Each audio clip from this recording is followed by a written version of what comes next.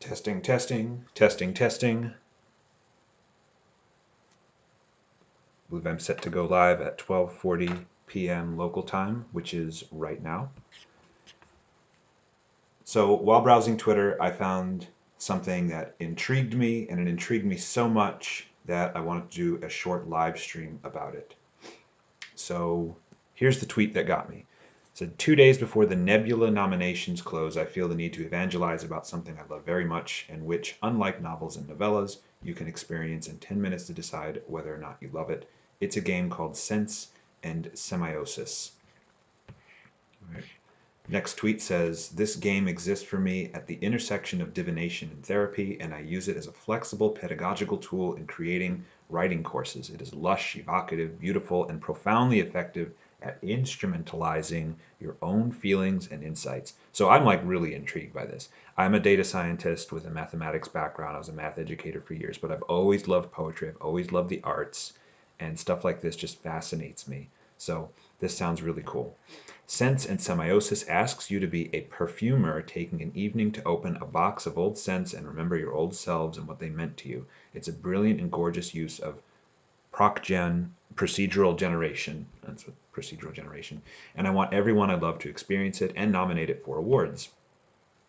And then there's necessary full disclosure. The creator, Sam Cabo Ashwell, has become a dear friend, sort of in the wake of my playing this game and a whole lot of baseball. I sort of hope he doesn't see this and gets embarrassed, but Sense and Semiosis moved me deeply and exists in my memory as warmth and grace. So this is cool. I've not played this before. I saw the tweet. I asked if I could do a live stream. I got permission from Sam Cabo Ashwell directly to do this, so I'm going to click the link and play the game, and or read the poetry, I guess, and see where it goes. So here I've clicked it. Sense and Semiosis.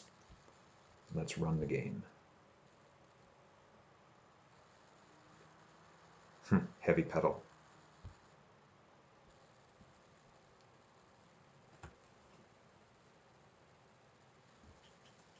I don't think there's music. Turn up the volume, okay.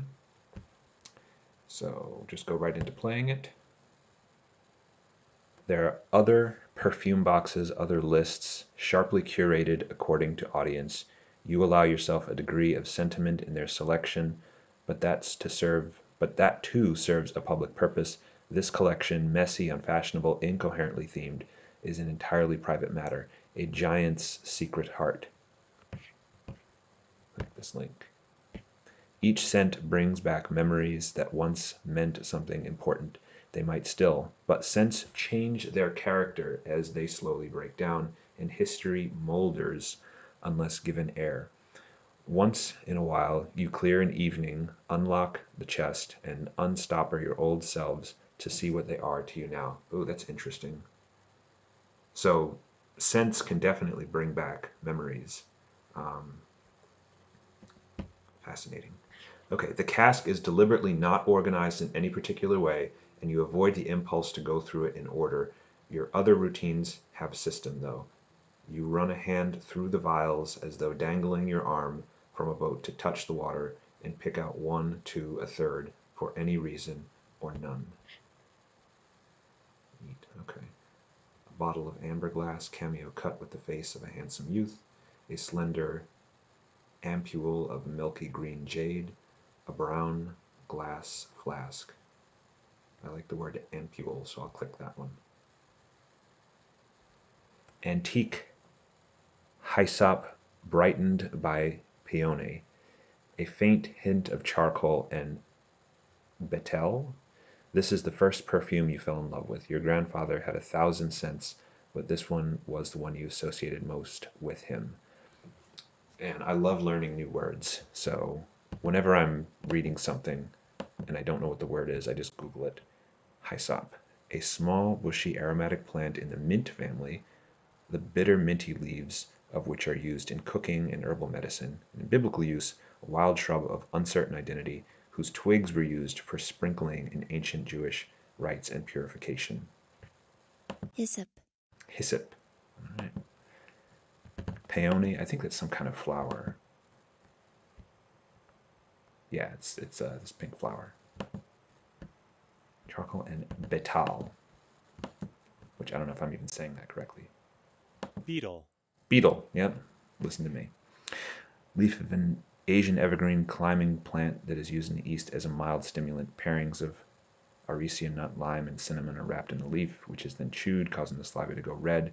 With prolonged use, the teeth go black. Oh my. Okay, cool. So what now? It might mean mutability, exhilaration, seriousness. Practical divination. No, practical division.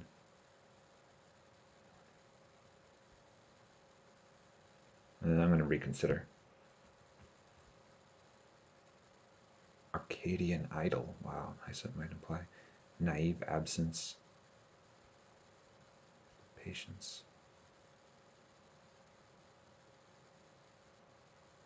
Hyssop is suggestive of pleasure that becomes observation. That's interesting. Let's click that one.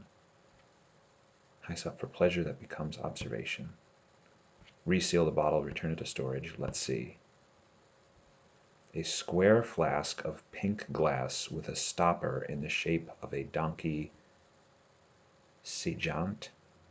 A heart-shaped flacon of sea green glass. A miniature jar that used to hold liqueur samples. I'm just going to Google the word Seijant because I haven't heard that before. Of an animal sitting upright. Seigent. Seigent. Yeah.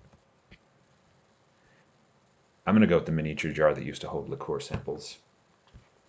Swamp ginger gives way to rich satsuma blossom. This was used to perfume a calfskin sword belt that Jamie Zeitz gave you for Christmas, a fragment of memory that cherished by the fireplace at Lomonades. I don't know who Jamie Zeitz is. Is that a person?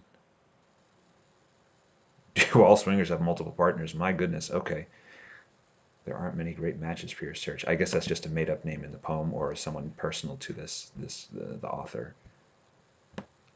Lomonode? Is this another person? No, I guess that's just people's names. Satsuma blossom could imply the feeling of having left the gas on. Might imply moral clarity. Could stand for complicated things. Imply recovery leading to struggle. Well, let's go with this one. Satsuma blossom for recovery leading to struggle. Taking your time, you return it and look for the next one. An iridescent glass bottle concealed within a copper chatelaine. That's interesting.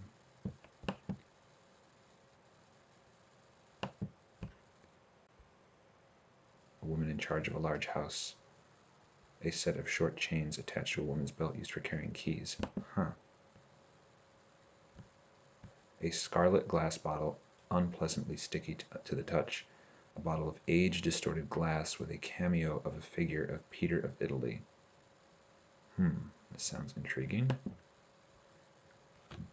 Desert Roman chamomile, 5 kinds of orchid, tangled ambergris, vegetal, cascaria. Rivero wore on a spring night in Salerno when you took him to Lady Brennan's solstice and made obscure jokes about familiarity. Remember walking to birdsong. Wow. I love reading new words. So tangled ambergris.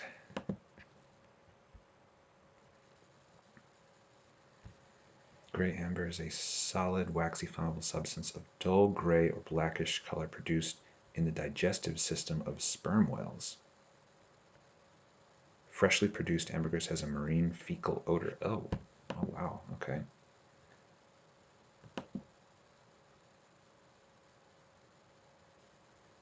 Cascarilla, or cascarilla.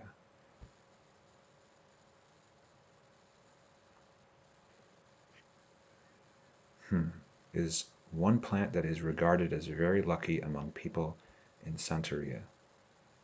Okay, prickly plant.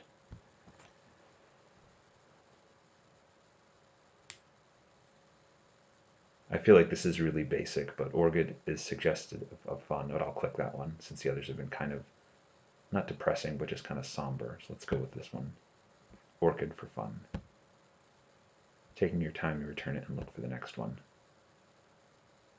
So I think this is how the game goes. I think you just choose different different flasks with different scents, and then you kind of choose what each one means to you. I don't know if there's a conclusion. I'll do a couple more. So, okay, taking your time, you return it and look for the next one. Tapered flask of milky green jade, vaguely resembling a flame. A bottle of Arabian porcelain with a thorn and fleur-de-lis design. A milky green jade bottle with a tacky wine charm around the neck. Milky green jade, vaguely resembling a flame. That's poetic. 5 kinds of gentian, meadowsweet, bright cloves, worked into a camo-bound diary, a gift from Mahmoud, who is trying to impress you and showing very poor judgment about it. Okay, so gentian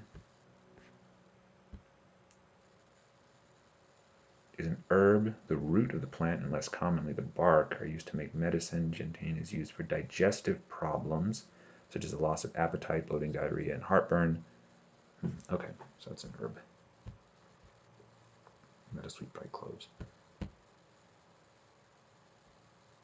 Cloves is suggestive of imposter syndrome. Meadowsweet is suggestive of the fury of respect. Interesting. Okay. Meadowsweet for the fury of respect. Yeah, that feels right. Find another. I'm going to click through kind of rapidly to see if this is just kind of like a loop that you just go through endlessly, or if there's a kind of like a summary of what you've chosen. Just because I have something to do in a few minutes. So, okay, an Edwardian vial decorated with sterling silver and heliodor, a heavy crystal flacon with a patch of paper shreds. The label has been torn off. Okay, let's do this one. Spruce tips, fire, massoia bark, angelica, base notes of saffron, and forest orris root. I think of all the ones, I kind of like this one the most. This one feels like a bunch of outdoorsy hiking, something you'd experience while hiking in the woods. That's what this reminds me of. And hiking is one of my favorite activities, so I'll probably close on this one. You made it to prove a technical point to a persistent colleague.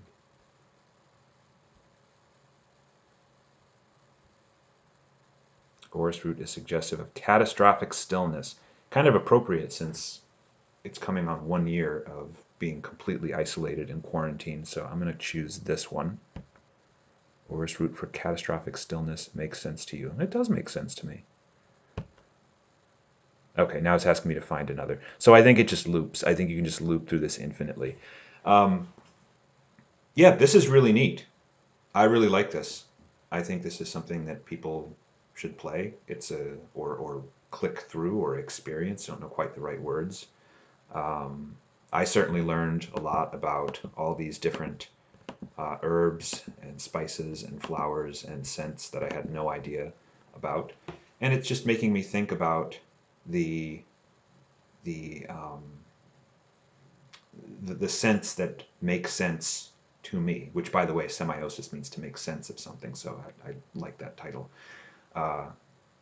Yeah, it's making me think about that. Like, one of my very favorite things is to be outdoors, to be hiking, and I grew up in a very cold and mountainous place. One of my favorite scents is burning wood on a very, very cold night. Not just the sound of the crackling fire, but like the smell of the wood burning. Just brings about very peaceful, very quiet, happy times from my childhood. So this has been interesting. This has been really cool. All right, well, thank you to the author. Definitely go check out the author. I have somewhere here. Here we go. Sam Cabo Ashwell at TSAWAC on Twitter. go subscribe or go follow. I'm going to do right now. That's the creator of this cool interactive experience, and I put the link in the description. So thank you, Sam. I really enjoyed this. I hope other people enjoy this as well, and I hope you're having a great day.